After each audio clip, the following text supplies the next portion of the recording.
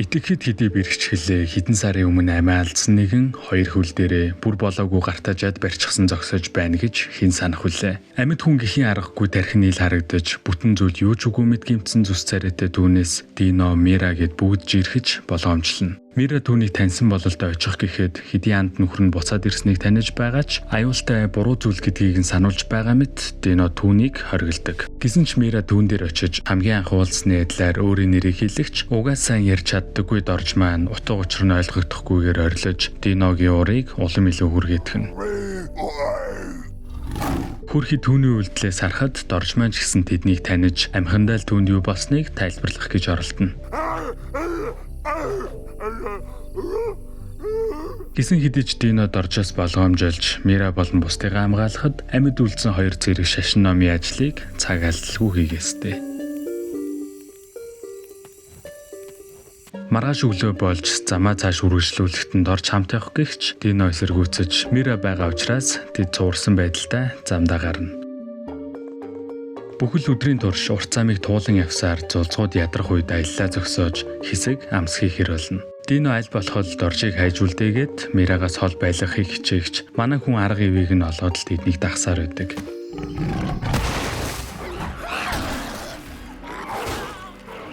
Гэтэл энэ хооронд тэдэн рүү ойн зэрлэг сармагчингууд дайрч Мираг хулгайлан зүхтдэг. Хүчээр тоогоор хичнээн илүү байсан ч өгшгүүд оржийн эсрэг мэдээж хангалтгүй.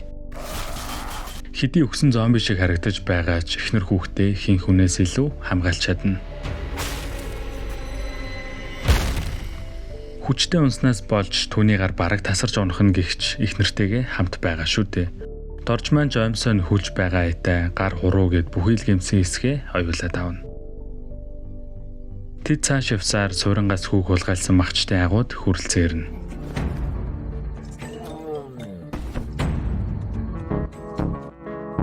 Цөөвөр чон гэж хэлж болохоор эдгээр махчид ойр тойрноос хүмүүсийг амдаар нь зөөж ирэн агуудаа хадгалж харин тэднийг нь ихэн гэхээр нэлээд том биетэй бодон гахай шиг биетэй зүйл идэж байх нь тэр. Ингиж аимшигт зоогийн дараа их бодон хөвтгöd нөгөө чонууд бүгд ямар ч ухаан санаагүйгээр сүүг өөхөх гэсэн хоолны дараалалтай байдаг. Энэ л үеэр Мира нууцаар хүү болон хүмүүсийг гаргаж авах боломжтойг ойлгон гаргаж байтал ганцхан үнээр татуулж байгаа олс руугаа олуулаа очиж дуу чимээ гаргаснаар чимээгүйхэн оргох төлөвлөгөө нь бүтлгүүтнэ. Манай хидэж энэ үеэр тэдэн рүү буцан дайрч чоннуудыг нэг нэгээр нь устгаж хамгийн хүнд өрсөлдөгч болох их бодонтой Дино тулалдаж түүний багал зургийг тас хаздаг.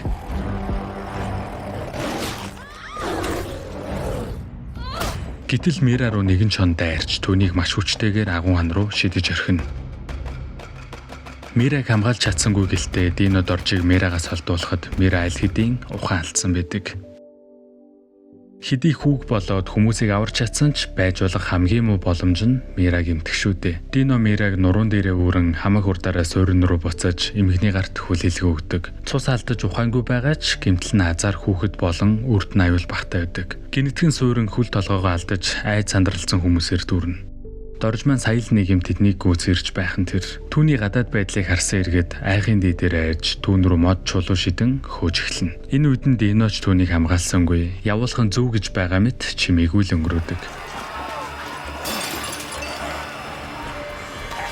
Дорж гүн ой руу орж хүмүүсээс сая нэг юм салгахч хайртай хүн амьд эсэх нь мэддэхгүй байхад яаж зүгээр явж чадах вүлээ дээ.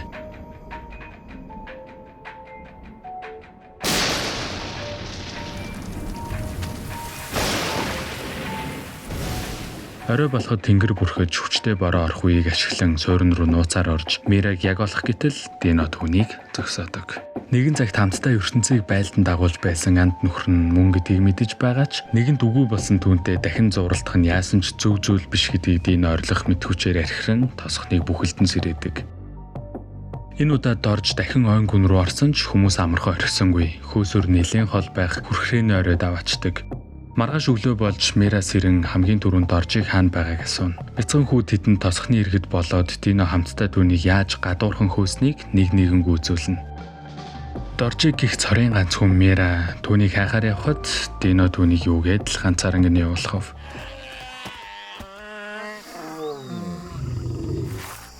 Энэ үед дорж усны тусгалд байх өөрийгөө харан өөрийнхөө өхлийг одоо л нэгэн хүлээн зөвшөөрвүү гэлтэй тосгон руу биш хаа хүрхээ мэдэхгүй аяллаа цааш үргэлжлүүлэн явах замыг сонгодог. Тэд хүрхрээний оройд хүртэл доржиг хайн ирсэн ч түүний өмсөж явсан даавууны үзнөөс өөр юу ч олсонгүй. Төрх нилээд төгсөн давхар биетэй эмэгтэй хүн энэ хүртэл хайж ирнэ гэдэг амаргүй зүйл. Тэд замаа дуусгаж тосгон руугаа буцахад дорж явсаар галтуулын оройд нэгэн хүн эсвэл сармагч нь үл мэддэх амьтантай нүүр тулсан байна. Та бүхэн анзаарч байгаа бол сүүлийн улирал сармагчангаас хүн рүү хувьсаж байгаа гэлтэй нилээд хэдэн төрлийн сармагчин гараад өнгөрч байна. Энэ удаад тэд доржийг дагуулan явж нэгэн колизей маягийн газарт авч ирдэг. Дорж маань юу болоод байгааг ойлгож сөхөөгүй байтал удирдагч байрын нэгэн хөгшин талбайн голд нэгэн тэтмийг гаргаж дорж болон түүний өрсөлдөгч байрын сармагчин руу харуулan тэднийг тулаанд дууддаг.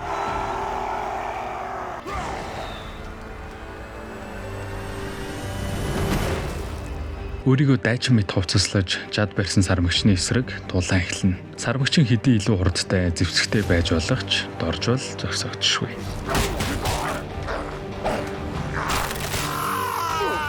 Гарыг нь тас хазаж нүд ирэмхийн зурт хуран цугласан наадамчин олны өмнө гэдгийн адилаар тэднийг чив чимээгүй болгон колизейн шин ялагч тодордог. Тэнд байх бүхий л амьтад хоёр гараа өргөн түүнийг хүндэлж тэдмийг зүүж өгдөг.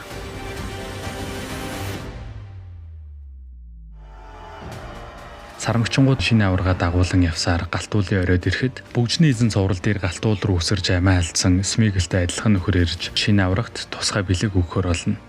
Халуун лава голын яг дундуур урсах хар өнгийн зүйлээс нэг шанагыг авч доржид барьдаг. Хэрвээ та нар санаж байвал нэгдүгээр бүлэгт гарсан ууцан хүндээ хэсэггүй хугацаанд аимшигтэй хүчийг өгдөг хар шингэнтэй адил зүйл байна. Ялгаатай зүйл нь энэ удаа дууж толдохгүйгээр уусныхаа дараа хүч тамираа сэлбэж муугаар хэрэглэнэ. Доржийн дараагийн өрсөлдөгч бол Голем мангас. Энэхүү колизейд зах хязгаар өгөө зэрлэг байгалийн төрөл бүрийн дайчид ирэн хүчээ сордог байхаж.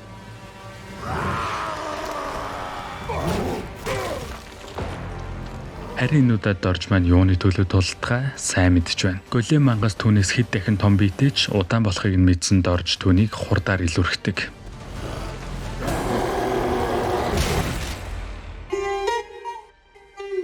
Титмээ батлан ялдын ундаага ууж асар их хүчийг мэдэрч байх зуур үүнтэй зэрэгцэн нөгөө талд Мира төрж байна.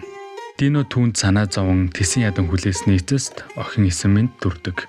Дорж колизейг цусанд живүүлж өөрийн дараалсан ялдуудыг авч нөгөө шингэндээ бараг донтож эхэлдэг. Бүр хамгийн сүүлийн үеийн ганц сэлэмтэй махчин шувуу унсан улаан үстэй баатригч өмнөө ядах юмгүй сөхрүүлнэ. Ёстой л тулааны дээд амжилтыг тогтоож титмээ хамгаалж байгаа авраг маань хичнээн додгор сууж байгаа ч ихнэр болон гэрээ сансаар л байдаг. Хууч өрсөлдөгчийнхээ унааг эвтэйхэн гихч нь унаж нэгэн шөнө гэртээ харахаар явна. Нисэж үзэх мэдрэмж гоё байлгүй яах вэ? Манай хүн явсаар суурьнд ирж Мирагийн гэрийг олон цонхыг нь нээж түүнийг харахын зэрэгцээ хажууд нь байх бяцхан хүүхдийг мөн адил харан өөрийнх нь хүүхэд гэдгийг ойлгодог. Гэсэн ч өөрийгөө тэнд байх ёсгүй гэдгийг мэдэж байгаа юм хойно хин нэгэн сэрхээс өмнө ихнэр хүүхдээ алсаасаран буцдаг. Ямар ч сонсох чимээгүй шүн дунд дорж хичнээн нууцаар ирсэн ч суурьнд хин нэгэн ирсэн тэр тусмаа доржийг Мира зөв сонгороо мэдэрнэ. Үүнтэй зэрэгцэн доржийн тулаан өдөр ирэх тусам улам ширүүсхийн хэрээр дорж өөрийн догшин ширүүн байдлыг аль хэдийн алдаж үүдээс тулдах дайснаа бяцхан хүүхдээ хэмээн харж хид хид цохиулаад авна. Энэ үед хөгшин сармагчин дайчин нойлогтой тулдаж чадахгүй байгааг харж дотроо ямар нэгэн зүйлийг сэтгч дорж ялагдана гэж юу байх вэ? Мира шинхэн дүрсэн хүүхдийнхээ хамт түүний аавыг нь хайх аяллаа аль хэдийн эхлэж тэд хуучны нэгэн зургийг ашиглан доржийг чиглэлсээр явна. Манай хүнтэйч дараагийн өрсөлдөгч нь нүүр тулж улам илүү зүүштэй ширүүн дайсантай болох ч доржид маань харин эсэргээрээ. Хурдхан шиг дуусгаад гэртээ харъя гэж байгаа айдаа тулааныг нүдэр эмхийн зурт дуусгаж хар шингэнээ ууж дуусган агуургаа буцаа ордог. Ингэж агуудаа эрхийн түүс болоод байгаа зүйл нь ханан дээрээ зурсан гэр бүлийнх нь зураг юм. Хэрвээ та нар анзаарч байгаа бол доржийн бие өдөр ирэх тусам хар хүүхэн өнгөнд бүдгэрч толгой эрүүгээд баг-багаар идгэж байна. Түүнд өөрт нь хүртэл мэдрэгдэх ба ямар ч гэмтлийг үл мэдрэх дорж маань цус алдалтыг, өвдөлтийг мэдэрдэг. Нэг удаа дайсныхаа сүхнээс авсан модон чимэглэлийг өөрнийг өндөр нөхрийн үстэй нэгтгэж хүүхдтэй нэг төрлийн хүрхэн модон тоглоом хүртэл хийгээд амжина.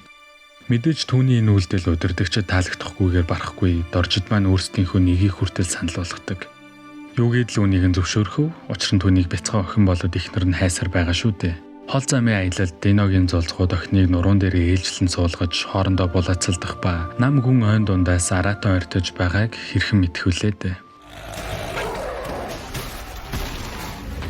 Нүд нь улаанаар дүрлэлсэн аратан Дино руу дайрч түүнийг болон зулцгуудыг ядах юмгүй унгадаг. Tales of Savagery цувралын хамгийн догшин аратан Дино маань тийм ч амархан унахгүй нь тодорхой. Гэсэн ч саяын амтнд түүнийг хурд болон зэрлэг ширүүн байдлаараа илүүрхэж эхэлнэ.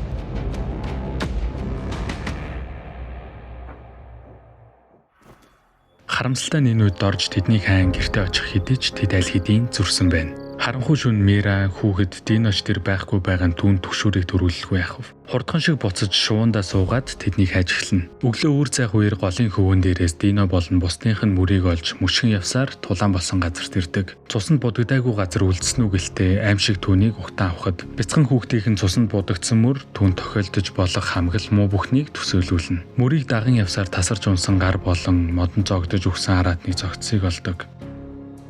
Хүндхэн тулаан хийсэн тэднийг холгүйхэн байгаа гэдгийг мэдэж хайж явсаар тэднийг сайн нэг юм олдог. Маш хүнд бэрхсэн Дино болон юунаас илүү хайрлах Мира болон хүүхдээ харснаар дорж маань тэсэлгүй л нулим сунгана.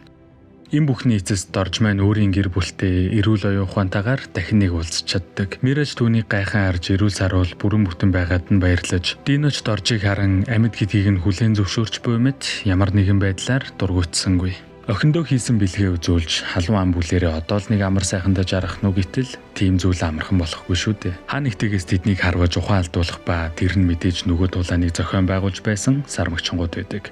Ухаан орохтонд оржиг инжээр хүлж охиныг нь барьцаалсан байдалтай байна. Хараахан ухаан орж амжаагүй Дино Мира болон зулцгуудад нөгөө аимшигтай хүчийг өгдөг хар шингэнээс өгөх гэж байх ба дорж маань яаж ч эсэргүүцсэн гавнаас мултарч чадахгүй байсаар тэдэн шингэнийг уулгаж орхино.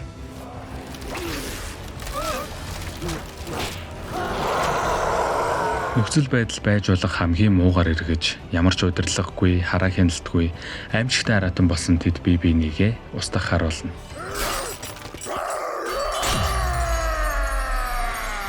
Нүднийхээ өмнө харсаар байж тэднийг биесээ өгөө хийхийг нь хараад сууж чадахгүй нь лавтай. Гавийг чулуун цогсоор тайлж хурдхан шиг тулаан руу орж өөрсдөөс нь холдуулах гихч асар их хүчтэй болсон тэд дорж байсан байгаагүй нэгээ гимтэж эхэлнэ. Дорж манж тэдэнд туслаж чадахгүйгээ ойлгон тэдний талаарх дурсамжинд толгойд нь харван орж ирэн байтал Колизейн доороос галтуулын лава оргилж эхэлнэ. Энэ үеэр тулааныг үзэж байсан сармагчингууд унах ба удирдагч охиныг гараасаа алдаж орхино. Охин арайхийн аварч Мираг нөгөө хідээс холдуулахад Мира охин руугаа дайрч багхан зүсэж үүнээс болж хүүхдийнхээ уйлах дуунаар сайн нэг юм эрүүл ухаантай болдог. Түүний бие буцан идгэж нөхцөл байдал арай дээрдлээ гэтэл галтуул улам илүү оргилж эхэлнэ. Халуун лава өсөрч өвдөлт нь мэдрэгдэх үед зулцгууд буцан энгийн хэлбэрт орох хэдий ч харин энэ Динод ямар нэгэн байдлаар нөлөө үзүүлсэнгүй. Эцсийн найдвараа шавхан халуун айлмагт унахын даваан дээр Дино сайн нэг юм ухаан орж доржийг авардаг.